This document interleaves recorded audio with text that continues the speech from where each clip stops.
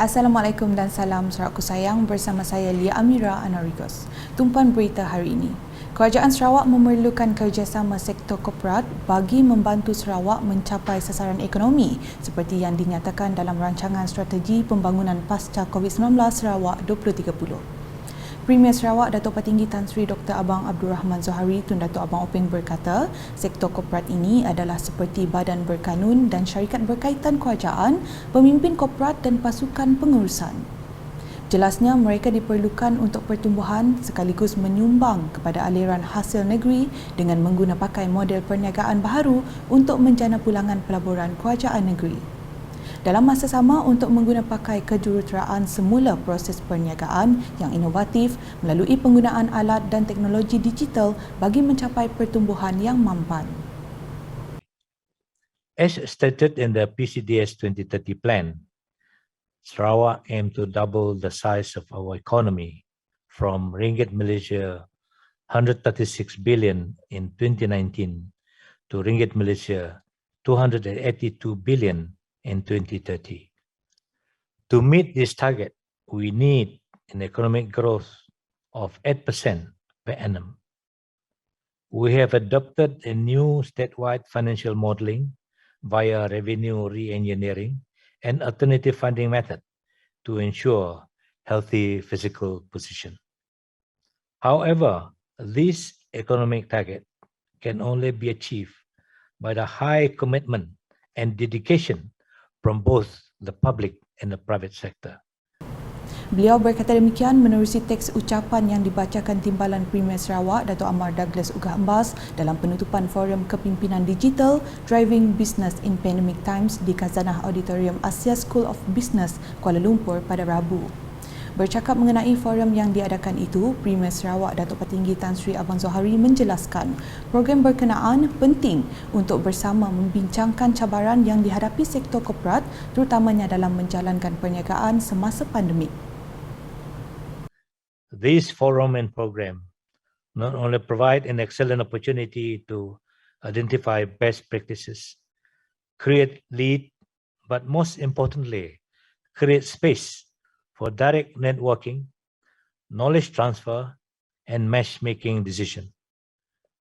To thrive in time of the digital age and pandemic, no one organization can survive alone.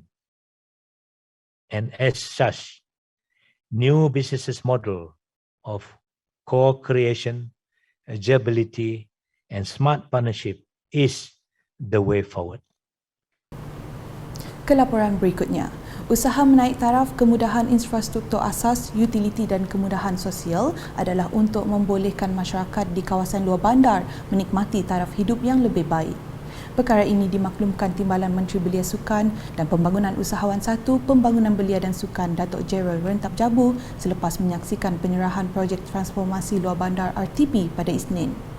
Penyerahan projek RTP itu diadakan di antara kontraktor dan tuai rumah Bapa Owen dari Rumah Panjang Pasar Baroh yang telah menyiapkan pembinaan jalan dan pondok serbaguna ke tanah perkuburan mereka.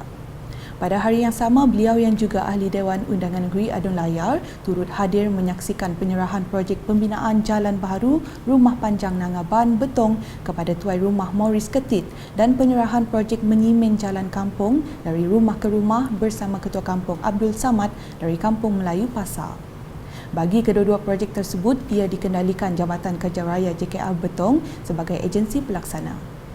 Berikut pula di Song, Kerajaan Sarawak sentiasa mengiktiraf dan mempertahankan hak rakyat ke atas tanah hak adat Bumi Putera NCR mereka sekiranya tuntutan itu adalah sahih mengikut perundangan. Timbalan Menteri Perancangan Bandar, Pentadbiran Tanah dan Alam Sekitar Sarawak, Datuk Len Talif Saleh berkata, perkara ini ditunjukkan melalui pengeluaran surat hak milik tanah Seksyen 18 Kanun Tanah Negeri kepada para penerima yang sudah diukur tanah NCR mereka. Itulah isu tanah ini merupakan salah satu isu yang emosional.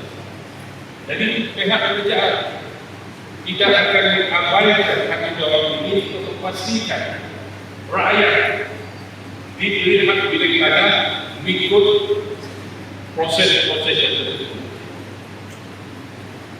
Jadi oleh sebab itulah yang amat berhormat Premier Sarawak Datuk T.K. Abang Yo memberi penekanan pada isu tanah ini dari semua aspek. Beliau berkata demikian pada majlis penyerahan surat hak milik tanah Seksyen 18 Kanun Tanah Negeri dan Lesen Pendudukan Sementara LPS Daerah Song pada Rabu. Menurut Datuk Lin lagi, Kerajaan Sarawak telah menyukat tanah seluas 1,023,292 hektar manakala 793,831 hektar telah diwartakan setakat Februari 2022. Beliau turut menyarankan agar rakyat terus memberikan kerjasama dalam melancarkan lagi proses pengukuran tanah NCR di Sarawak. Pada majlis tersebut, sebanyak 274 surat hak milik tanah telah diserahkan kepada 189 pemilik di daerah Song yang merangkumi kawasan Mukeh Katibas, Sipan, Sesawa dan Teluk Jambu. Selain itu, 122 lesen LPS turut diberikan kepada penerima-penerima bagi skim penempatan semula Fasa 1 Song, skim penempatan semula Fasa 2 Kelompok 2 Song serta skim pembesaran kampung Fasa 2 Kelompok 2 Song. Selanjutnya, Kerajaan Persekutuan perlu segera menangani isu banjir dan hakisan pantai yang kerap berlaku di negara, terutamanya di kawasan Parlimen Tanjung Manis. Menurut Ahli Parlimen Tanjung Manis Yusuf Abdul Wahab, fenomena perubahan iklim dan kenaikan paras laut telah menyebabkan isu banjir kerap berlaku sama ada di kawasan bandar, hulu sungai maupun di tepi pantai. Kerajaan Persekutuan melalui Kementerian Alam Sekitar dan Air Malaysia telah menganggarkan kos lebih kurang 390 bilion ringgit untuk menyelesaikan masalah berkenaan serta isu hakisan pantai dalam tempoh 50 tahun.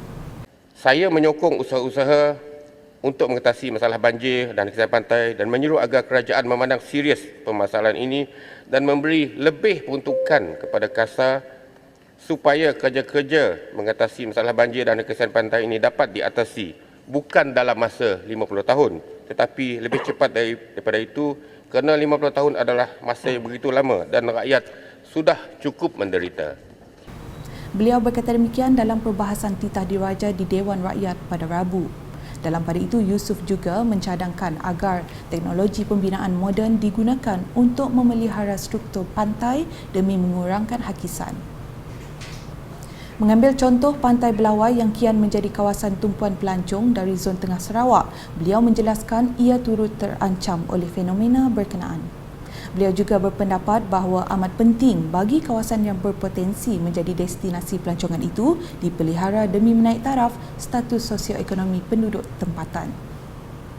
Seterusnya di Sebuyau dengan satu sesi dialog berkenaan projek skim pembesaran kampung SPK Kampung Ladong yang telah diadakan di Dewan Kampung Sungai Ladong pada Rabu. Dialog itu bertujuan memberi penerangan dengan lebih jelas mengenai projek skim tersebut yang bakal memberi manfaat kepada penduduk kampung serta pemilik tanah setelah ia dilaksanakan kelak. Projek SPK Kampung Ladong merangkumi 116 unit dan lot melibatkan tanah seluas 29 ekar dan telah dilaksanakan bermula 10 November 2021. Projek yang bernilai 17 juta ringgit itu akan menyediakan penempatan yang selesa kepada penduduk kampung tradisi dengan pelbagai kemudahan memandangkan kerajaan mempunyai perancangan yang teliti untuk pembangunan kampung. Beralih ke perkembangan COVID-19. Sejak akhir-akhir ini, kes jangkitan wabak itu dalam masyarakat di Sarawak semakin meningkat. Pelbagai usaha telah dilakukan Kementerian Kesihatan Malaysia KKM dan Kerajaan Sarawak bagi membendung penularan jangkitan COVID-19 menjadi lebih serius. Menyedari situasi ini yang dilihat sangat membimbangkan, wartawan UKAS membuat tinjauan dan mendapatkan pandangan orang awam berhubung langkah pencegahan COVID-19 yang diambil mereka. Assalamualaikum dan salam Sarawakku sayang. Saya Firdaus Macrang yang kini berada di Maidin Vista Tunku, Petrojaya bagi meninjau situasi semasa pematuhan SOP dan menembual beberapa orang awam untuk mendapatkan respon mereka mengenai peningkatan kes COVID-19 yang kini semakin meningkat. Okey, kami rasa bagi kami kurangkan untuk keluar berada, lebih bagus untuk diam di rumah lah sementara waktu lah. Lekat jaga kesihatan, ikutkan SOP. Ya latih macam terkejut bah kita bila nangga kes yang terlalu tinggi. Lekat macamnya naik macam terlalu mendadak. Jadi kita rasa memang kita terkejut lah. Sebenarnya sikap ni pun sebenarnya macam kita pergi ke tempat area-area yang ada event. Benda yang dapat dielak sebenarnya. Namun kita ikut apa nak disaran oleh kerajaan. Siklah kes tu akan naik secara mendadak lah. Mana kita ikut apa yang dipadahnya SOP, kita perlu berkumpul tempat area yang kami. Tapi pesanan kami dengan masyarakat, kita boleh pergi tempat-tempat yang terbuka. Kita ambak anak-anak kita ambak bapa orang tua-tua lah. Tapi kita ikut SOP lah yang dah ditetapkan oleh kerajaan lah nak. Pakai mask, sanitizer tangan, apa dah semua, penjarakan sosial lah. Jangan terlalu rapat-rapat. Ya, kita sebenarnya makin banyak kes kita lain tahu. Bagi kami kami rasa bingung dari asa hati dengan kes kami sebab kita mau tahu kini tu kami yang kena positif apa semua so harapnya akan turun juga lah. Masa kami macam dulu memang pun pernah kena macam dalam first PKP dalam 3 bulan ni macam kayak kedai disuruh buka. So dalam sebulan jamnya langsung orang turun datang. So bisnes pun akan turun sikit lah. Boleh untuk orang di luar nak mun nak pergi di sini pakai mask, tangan selalu cuci, jaga jarak saja. Kerajaan telah mengumumkan Malaysia akan memasuki fasa peralihan ke endemik termasuk pembukaan semula sempadan negara mulai 1 April 2022. Persoalannya, adakah kita bersedia untuk memasuki fasa endemik April nanti? Dengan kes COVID-19 yang semakin meningkat kebelakangan ini, kita tidak ada pilihan kecuali perlu terus mematuhi prosedur operasi standard SOP yang telah ditetapkan. Paling penting, jaga kesihatan dan keselamatan diri dengan menjaga jarak fizikal dan jangan lupa sentiasa memakai alat pelitup mulut ketika berada di tempat awam. Bagi yang belum mendapatkan suntikan vaksin, masih belum terlambat untuk anda berbuat demikian kerana telah terbukti suntikan vaksinasi mampu mencegah dan melindungi diri kita dari wabak berbahaya ini. Akhir kata, jaga diri anda, jaga keluarga anda. Kita masih belum menang. Sekian laporan saya, Fidas Macrang. Kita kembali ke studio. Manakala laporan kes COVID-19 menerusi kenyataan Jawatankuasa Pengurusan Bencana Negeri JPBN Sarawak. Sarawak mencatat sebanyak 1,727 kes positif baharu pada Rabu menjadikan jumlah kumulatifnya kini meningkat kepada 272,142. 663 kes dicatatkan di dalam kategori 1, 1,051 kes lagi dalam kategori 2, 12 kes dalam kategori 4 dan 1 kes dalam kategori 5. Kes tersebut dikesan di 38 daerah seperti tertera.